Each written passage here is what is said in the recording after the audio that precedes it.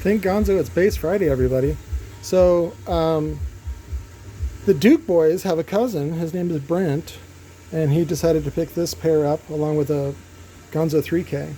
And this is the quad stack with 3-inch coil. The coil is 80 millimeter tall with a copper wine height, and these are the specs for it. I think this is before break-in. The FS should be a little bit lower. And again, you should tune to about 3 cubic foot at about 32 to 36 hertz for best results.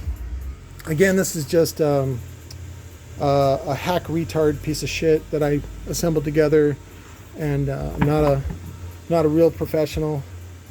So real professionals talk shit and abuse other people. I'm not that guy. Sorry to disappoint you, especially here on Bass Friday. Let's see what else I got in. I got this clip shin. Somebody said, oh, it doesn't work. I plugged it in. It doesn't even have an on-off switch, which I thought was odd. But I'm going to open it up and see if somebody had stepped on the power cord or something like that, or jerked on it, and see if it's still good. Worst case is you can change out the plate amp, or just board it up and run external signal from it, to with some plate amp or even an old receiver or whatever to power the sub. I got to find out what it is. I might do a video on that one alone. So, but I got the other one out yesterday, and I thought this is good to do a test, and I forgot to break it in. So, but I love you guys. Talk to you later.